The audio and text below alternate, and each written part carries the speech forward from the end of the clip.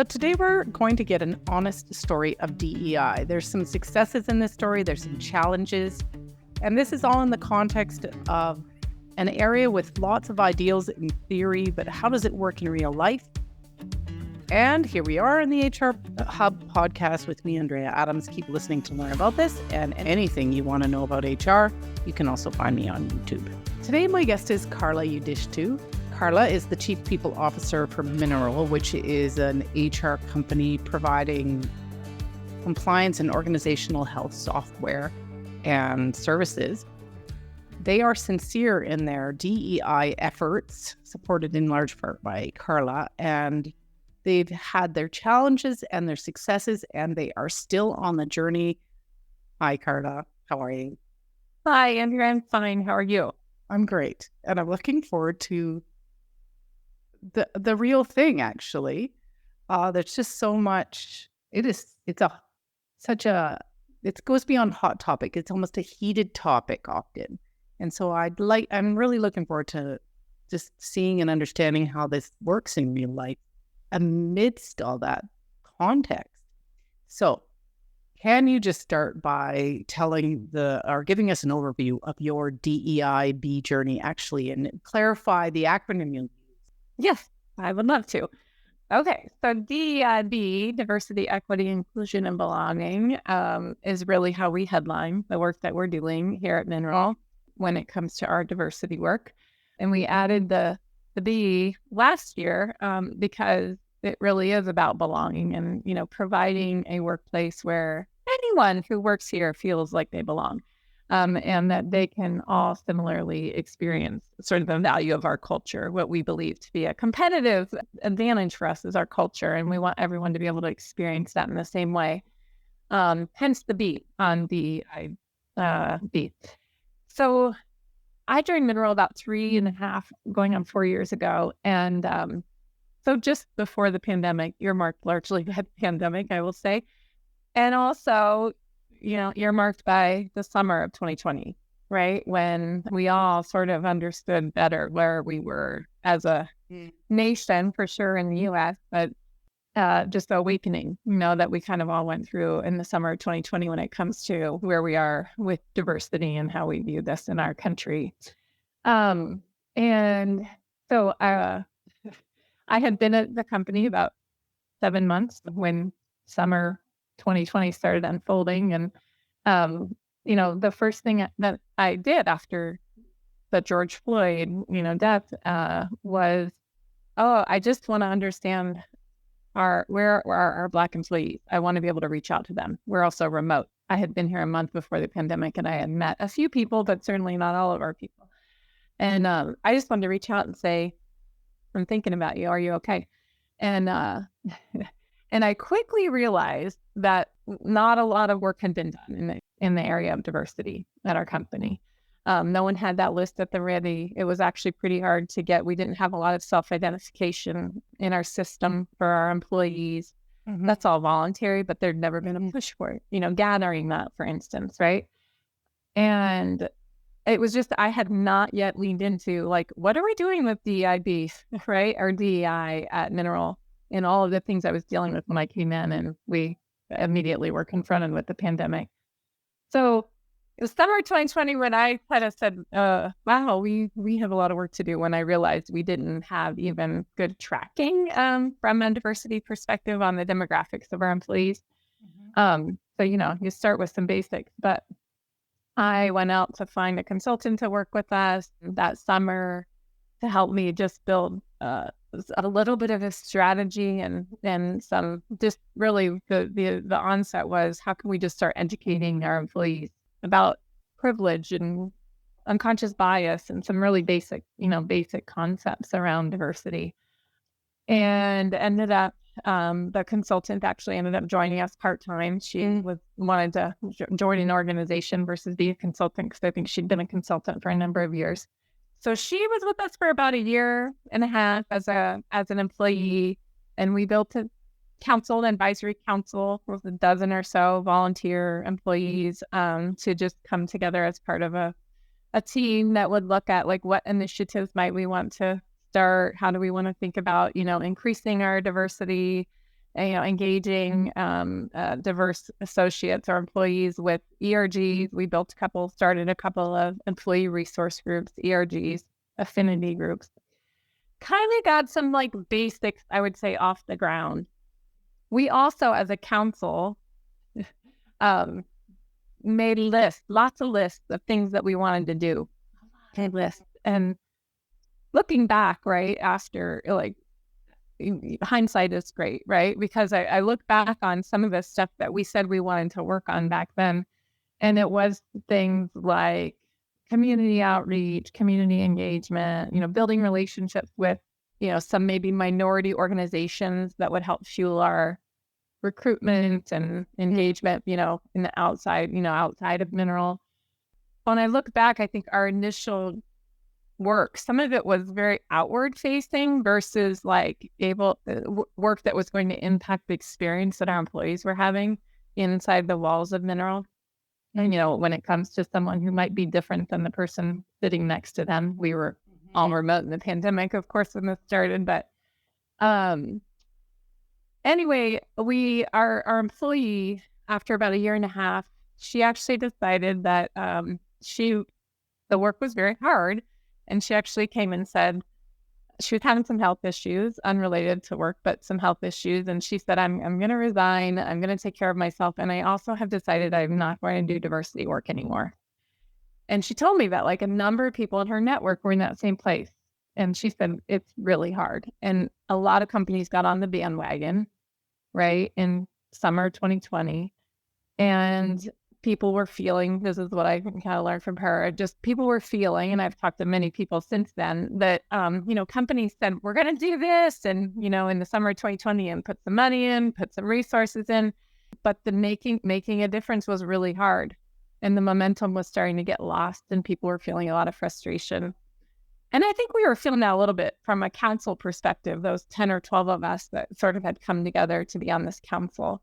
And I, for perspective, I'm an HR generalist, right? I've mostly been an HR business partner. I've worked in different functions over the years, but I've always come back to like HR business partnership and being, that's I'm more of a generalist when it comes to HR experience. I am not a DEI practitioner. And so I'm not always comfortable. I'm not always I don't know that I know all the latest and greatest in DEI. I've never claimed to. So I think we did a lot of spinning of our wheels, had our consultants, had our employees. She left. And it was about mid-year 2022. I said, okay, I got to find a different approach. And I don't want to give up. And I still have some money. I have money for an employee or money for a consultant. And I have other money I've put aside for training. And set out to find someone else to help. So I talked to a couple different consultants, and then I talked to her, and she came on board to help us build a roadmap, kind of build a mission and a vision, and build a roadmap, and put some really just basic infrastructure in place to help us get going from a kind of moving the needle, on belonging and creating a culture where people belong. Well, and it sounds like that became your mission, is the belonging piece. What you're talking about in 2022. So you tried some things with probably some success, but also some frustration. Kind of rebooted in 22, or my words. Fair. What framework or what steps, or like if you were to give someone advice, like what's the process? I think the first thing was get grounded on why we are doing this work, right? Why? What's our why? Yeah. Like any team, right? Like any team, I think figuring out your purpose, but your why. What is your why? And it was interesting. In our first iteration of the council, we had gone round and round trying to build our mission statement, and we wordsmith. This happens a lot in teams. Somebody takes a stab at putting something together, and then 10 people wordsmith it for weeks, months, and we were going through that. And can I just stop you there for a moment? Is the wordsmithing worth it? I don't necessarily think it always is. Okay. All right. Well, keep going then. But I think I'm also not like a super detailed person, and I think it can be very important, to different people for different reasons, right? And in the small world, a small word can make a big difference. I think with things, the nuance of how it's used, and something like diversity. But it was interesting. Our consultant, Fresh Eyes, was looking at our recruiting website, or our website, and the content around recruiting. And we had something that we had created when we created our new website 3 years ago that talks about a workplace where everyone belongs. And she said, isn't that your purpose right there? And that, hence the B was born for us, right? Right. And I was like, yeah, it's been right in front of us. And we had like this long 3-sentence statement, about our purpose that we couldn't all align on. And it was so simple. Would you suggest that people start with getting, well, you did actually, you said, get clear on your why. I've had that on other topics, actually, completely unrelated to DEI, is be clear on the why. But anyways, what's next? What's after that? So first your purpose. And then I would say, the next thing that we worked on was just what should our areas of focus be? And before you start building tactics and make lists of things you want to do. Yes. Like what are the sort of strategic areas of focus? What do you really want to focus on? What are the most important sort of as building blocks, right? What did you guys land on? So we landed on 6 of them.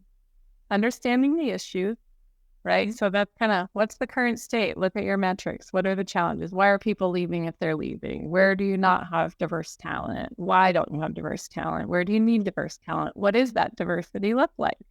That kind of thing. So understanding the issues, involving employees became our second. Involving, like, if you want a place where everyone belongs, you have to involve everyone, right? And kind of get everyone sort of rowing in the same direction kind of thing. Building awareness and capability was our third. So just helping people understand what we're doing, why we're doing it, and how to do it. And, build some acumen and capability with our employees. Aligning our organizational processes. This is our fourth. And this is all about looking inward and P&T, looking at inside the HR processes of the company. So, are you recruiting, diverse talent, and how are you doing that? And is it working? And, what can you do better? Are we equitable from a compensation perspective? Are we equitable from a promotion perspective? Looking at all like talent review processes, all of those things with a diversity lens. The fifth is support leaders. So helping our leaders with, they have a unique role in this, right? Because they contribute a lot to the employee experience, right? Yeah. And so ensuring that leaders are tooled and schooled and supported and, in doing their work. And then measuring impact. Like, how are we making a difference? And, holding ourselves accountable with some measures for success or metrics that we're going to look at. And for us, that's things, of course, turnover. But one of our bigger metrics that we're just getting ready to take a look at will be we use Gallup engagement survey and on an annual basis. And, you can slice that data by demographics and, by teams and demographics, like all different ways. And so, really understanding how employees are feeling from an engagement perspective about being at our company and being able to look at that from different demographics and, different diversity. Okay. So we'll get into some of the challenges, but let's start with the successes. Like, how has this made a difference? So I will tell you, on paper and numbers, I don't know yet. Okay. Right. So we created this roadmap for 2023, and we're doing some great things, like some of the tactics under those, kind of strategic blocks, I think are really good. And we've been getting good feedback. Turnover has slowed down significantly, but it's also slowed down in the market. I'd love to take credit for it for a number of things that we do from a P&T perspective, a people and talent perspective. But, I don't think we can we can take that directly because the market is a little bit different than it was last year and the year before, as you know. But I will tell you that I hear very clearly from people that I talk to, in our organization, like we created these 2 employee resource groups initially. One is for neurodiversity and mental health needs. The second is for is Pride for the LGBTQ plus community. And we are adding 3 more this year, but before the end of the year, we'll be bringing on 3 more ERG. Those are employee led. It's all voluntary. It's all organic. We've created a framework for people who do want to step up and lead to use to kind of sort of get the thing off the ground and, provide sort of a playbook for how to do this work and get it moving. I hear lots of appreciation for that, just to have a place to go. And, for our Pride community, I know last summer when there was a shooting in Colorado at a nightclub, our Pride group rallied and the leaders of that group rallied to find support, to create, sometimes we'll just have time for conversation, just an hour. Anyone can come. Just a safe place to come and talk about what you're feeling, what's going on, how we can support each other. Small thing to do, but if they don't have another place to put it, it can be really valuable in providing that space and, time. Let's see. The other thing I'd say, there's something that we've just piloted called Conversations for Understanding, CFUs, which sounds really clinical when we put the acronym on it. We just piloted it with like 30 volunteers. It's something that we are very excited about, and we're looking to figure out how to roll it out kind of across the organization in 2024. But this was the brainchild of our consultant that's working with us, and then a group of our team members made it come to life. A group of our council members. We just created learning pods for 3-4 people who would commit to having 5 conversations, 1 hour long, in a 8-week period. And we gave them prompts for the conversation. Questions that are meant to sort of get under the cover, right? Under the iceberg, sort of on who you are and what makes you who you are. It sort of creates your belief system and, the things in your life experience that lead to sort of your belief system today. I participated in the pilot, and I can tell you there were 4 of us. And I think out of the 4 calls, 3 of the 4 of us, if not all 4, were, in tears. Right. Right? Because you're just sharing things that are very personal. And maybe getting to share something very personal that you don't ever do that at work. But it turns out we all care because we're all human beings, right? Yeah. And then you're sort of connected in a new way. And the 3 people that were in my learning pod, they're not people that I work with day to day. They're not people that I hardly interact with them. And we sort of have this bond now, and we have a Slack channel and we stay connected on things. And, I've heard that happens for a lot of people that they found. So it's just a way of finding connections and realizing we have a lot more similarities than we do differences if we stop and think about it. I feel like society at this point could benefit from something like that. Right. We are going to go today. We don't have time for that. What are some of the hurdles you've had to overcome or are still working on? Well, I'll just say that the never-ending hurdle that this has existed no matter where I've worked. When we have minority turnover, when we have turnover that, they're minority employees, we never really know. Like, you never really know, did they leave because of something someone said? One too many micro inequity experiences. And when you have a group that has, a couple more minorities that left than other groups, or, and all the exit interviews, and then it's the hardest thing to get your arms around. It's the hardest thing to understand. It's the hardest thing to know. I don't know that I've ever known, and our data and all of our exit interviews every time shows nothing. It shows nothing. It's a really hard one to solve for, like the turnover and the reality of what could be behind the number or what's not behind the number. And it is like, it's really hard. So I would say just number one, that's like probably one of our biggest hurdles, is just understanding, the story behind, when you have like a little bit of a spike with maybe minority turnover or, something like that. And like, I think engagement across the board is challenging. We are in a polarized world. Right? Yes, we are, aren't we? And it's one of the reasons that like I love the belonging in this so much. Yeah.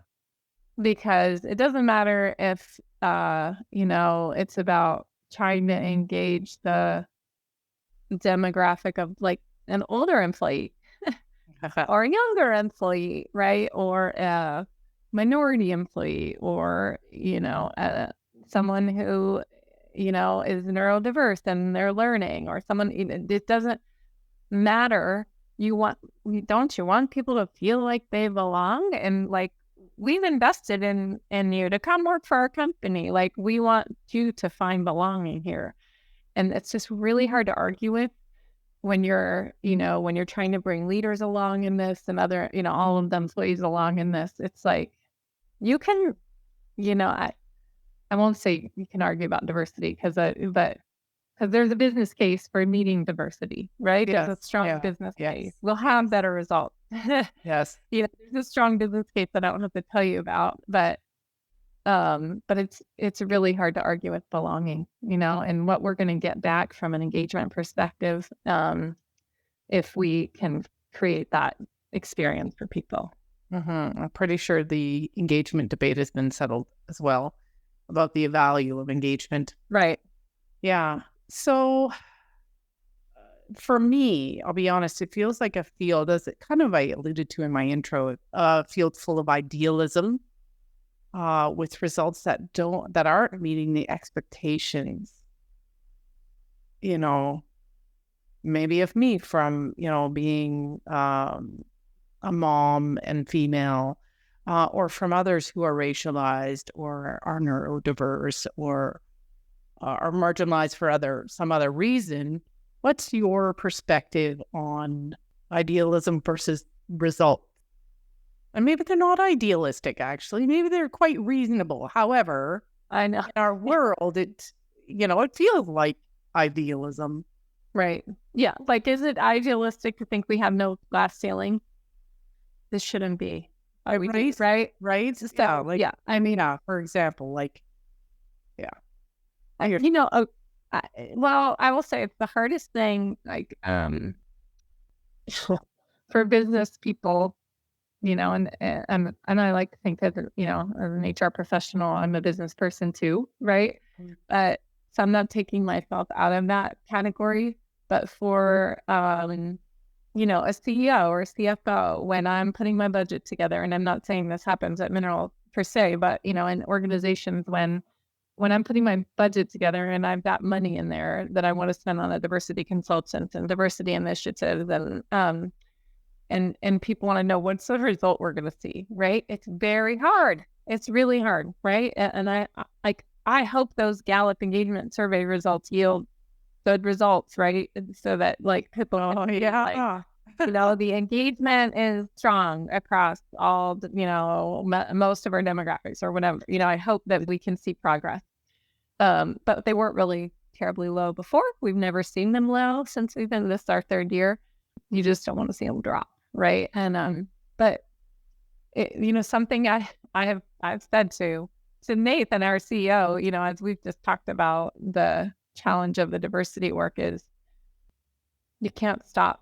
Like, if you don't see a hard number that tells you you're making a difference, you can't stop if you care about the employee experience and the, creating the culture of belonging, because it's not always going to show. And I think, if there's we all have questioned what's idealistic versus reality, I think, a lot in the last 3 years. I think the challenge is it's really hard to get hard data for success here. It's a lot easier to get hard data when it's negative. Right. So when you have a bunch of turnover that's minority related, right, it's gonna, if it's like over and over and over, you can hire, but you can't retain minorities or other marginalized parties, that's going to show up, right? But if people are staying, and they're pretty much as engaged as everybody else, a 4 on a 5 scale or a 3 on a 5 scale or whatever that is, it's very hard to say, well, do we need to keep, when someone says, do we need to keep investing? We're doing fine. Like, my answer is yeah, because we have 300 human beings that work here and we owe them all this employee experience that comes back to belonging. And the reality is we know that everyone's not going to get that experience if we don't keep talking about it and working on it and educating our leaders and educating our employees about the importance and keeping it front and center. So when we first met, you talked about the crux of the matter. And at the time, I didn't ask you what that was. But now, do you remember what you were talking about and what is it? I don't remember exactly our conversation, but I think I was referring to belonging because that's sort of become the crux of the matter to me. And at this point in our conversation, Andrea, I don't want to sound like a broken record, but I've come back to that over and over because it's hard to argue with. And it's just it just speaks to what I want for all of our mineralists. We call them mineralists, the people who work here. And I want, because I know myself. I mean, I've been at the company going on 4 years and I love it. And I do feel like I belong. And I've worked places where I didn't feel like I belonged at different times, and the first 6 months maybe here, I didn't feel like I belonged because it takes time and you figure it out and but gosh, if people can feel just a fraction of what I feel, from a belonging perspective, it has to be so valuable in them bringing their best selves to work, their true selves to work. You don't have to worry about what are you covering for, right? If you feel this psychological safety and the sense of belonging when you come into work every day. Right, it's freedom, really. That sense of belonging is freedom. Yeah, it's a great way of saying it. I might steal that. It's freedom. Yeah.